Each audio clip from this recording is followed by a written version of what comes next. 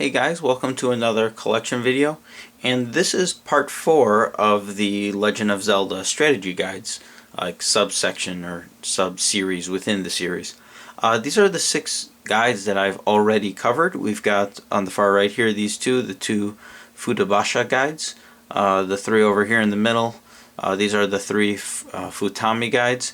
And over here on the left is the Million Publications guide. You can check the first 3 parts of this series to get more in-depth look at these 6 guides.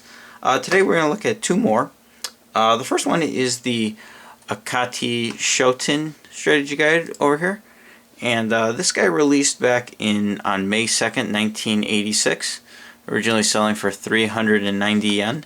The first thing you'll notice about this guy is that it's like, this is a little common with some Japanese books and such, but the back cover, it reads back to front, almost like a manga of sorts. So while this would be the normal front, this is actually the back, and the front it's here. So instead of the spine is on the right side, which is kind of strange. In any case, it has a pretty generic looking cover, just some screenshots, and we got a cool piece of artwork of Link over here. In general, this guide, it's nothing too special. It has a nice, let's see if I can open this baby up, nice little fold out map right here at the beginning, just as most of these guides have, and it labels like level 2, level 1, and I'm not gonna, it's pretty generic, doesn't really have much else, doesn't show like the secret rupee locations or anything, just a guide to show you the locations. Looking at the actual guide though, it has a few pieces of official artwork, not much, but when they do have artwork they have these giant scenes, like as you can see here, and that's got the text going from top to bottom.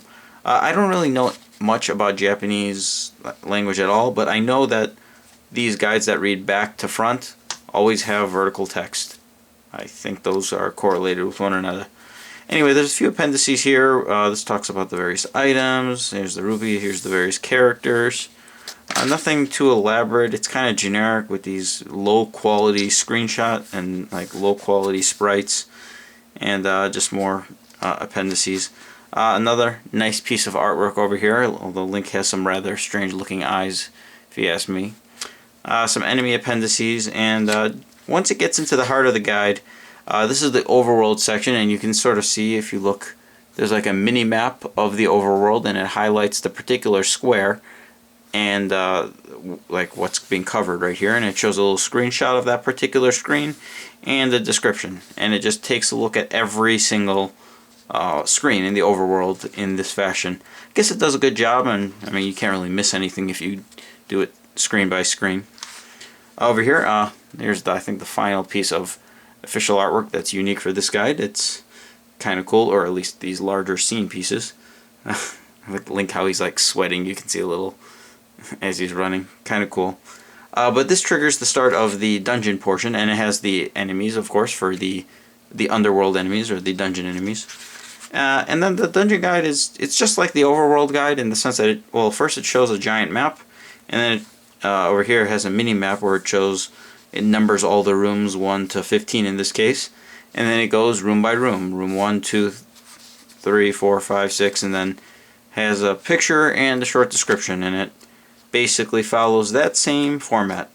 Much like most of the original Legend of Zelda guides, it covers the first 6 dungeons, I want to say, completely, but then once you get to dungeon 7, it still has coverage on it, but it's not exactly complete.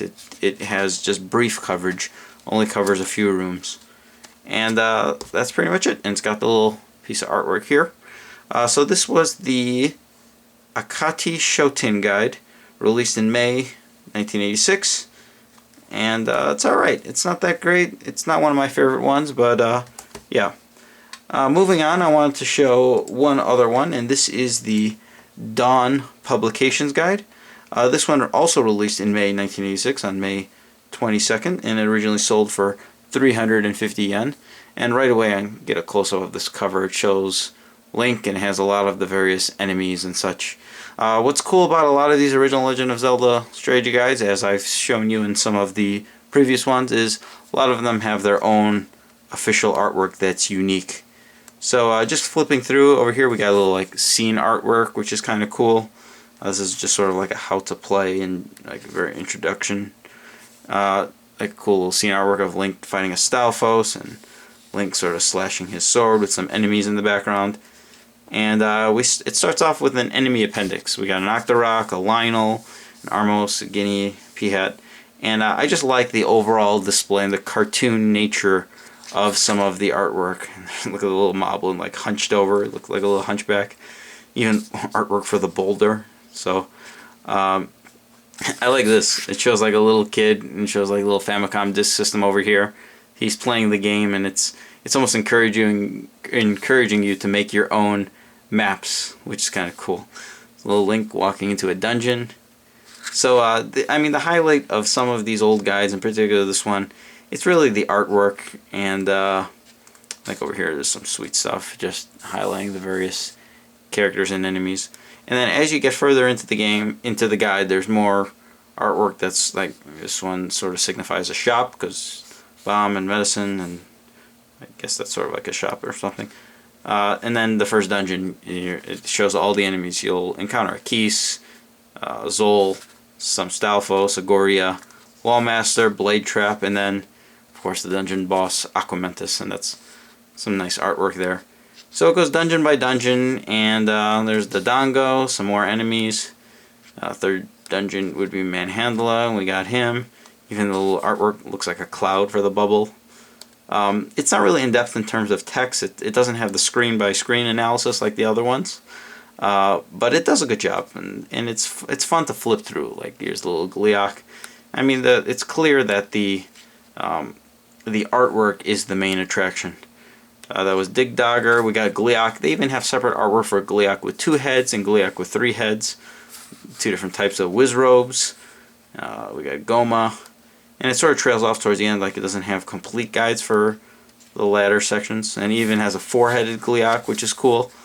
So it does a really good job. And there's Peahats and Lanmolas, the 2 new enemies that only appear in the final dungeon, Death Mountain. Unfortunately, there is no artwork for Ganon, though, which is a little bit unfortunate.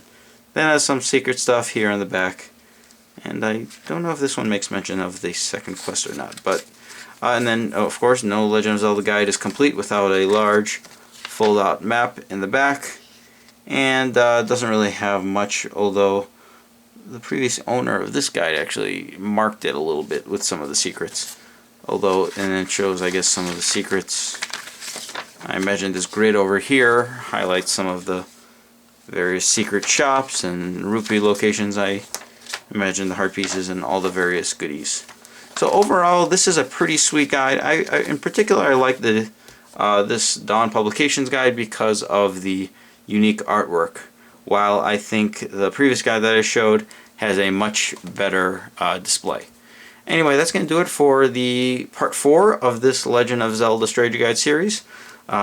We've now covered 8 guides, but if you're not, I have significantly more original Legend of Zelda guides, some with even better, awesome, sweet-looking artwork, and I will be covering that in future videos. So if you want to browse through other strategy guides, you can take a look at the link below, and that'll take you to the Zelda Dungeon Wiki, and it has a gallery of all the strategy guides that I have, and you can find out some basic information. It's just more just to look at the various covers and find out release information.